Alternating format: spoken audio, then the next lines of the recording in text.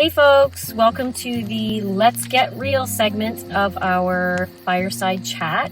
This is the very first ever Fireside Chat, as you know, and I'm really excited about this part of it. Settle in, pour another drink. I hope something that I say right now really resonates with you and helps you feel loved, comforted, and all of the things that should be happening around a fireside. So when you get together with friends around the fire, what's something that you really enjoy about it? What's something that makes you want to go back over and over again? And it's those kind of more intimate conversations that happen between friends when you come away feeling better, coming away from something feeling better.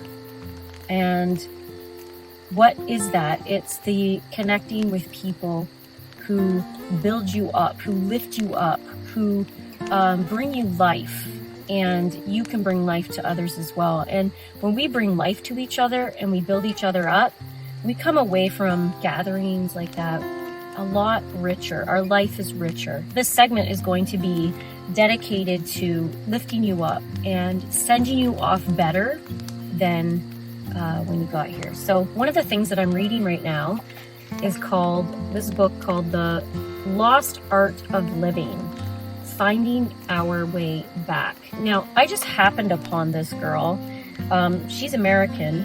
I just found her on YouTube, and I didn't follow her because she was awake per se. She was just a channel where I was looking for, for people who do slow living. I don't know if you know what slow living is, but it's kind of this lingo or this movement that's happening across the world where people are starting to go back to living slower, bringing their lives back to order in a sense, where they're starting to slow down and realizing that they need to not live on a hamster wheel. They need to not live on a hamster wheel, and they need to get off.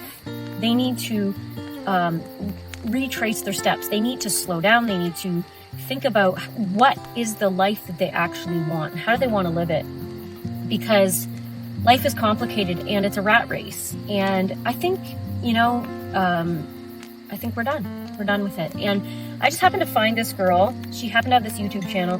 And the more that I listen to her, I'm like, oh, this girl knows what's going on in the world. This girl is awake. And so I actually bought her book because of that. She has this chapter called The Return Home. I'm not even going to explain it. I'm just going to start reading. I don't think the world is going back to what it was. Not really. Not before 2020. Not before everything changed. People are talking about getting back to normal, but I don't think normal is coming. Everything seems to have escalated so fast, and some days it seems like the world is unraveling right in front of me.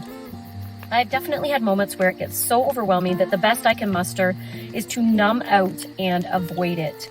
I don't want to do that, so I continue to make the conscious choice to tend my little corner of the earth because I truly believe it matters. I want to do well with the time God has given me despite the fire on the horizon. I can't fix the world. I don't have all the answers about governments, timelines, or headlines, but in my little corner of the earth, I can build and rebuild something. I can guard the territories that have been entrusted to me as though it matters because it does. I love that. So many of us are extremely overwhelmed. We're like, oh my gosh, this is a dumpster fire, and I'm just one little person. What on earth am I going to do? How can I change the world? I can't change the world. I'm all by myself. First of all, even though you're in Canada and it's a dumpster fire, you're not alone. And in fact, there are millions of us. So I just want to say that there are millions of us. Just heads up, this video series, I'm going to do a series. So it's going to go over like maybe a couple, 3 weeks, 4 weeks, potentially however long the series is. I'm making short little videos every week so I don't drag these fireside chats out. You're going to have to come back another week to get to the end of this series that I'm going to be doing. I'm rambling a bit this week because I'm just kind of explaining it a little bit more. I'd love to have you come back next week to hear a little bit more about what I have to read and what I have to say.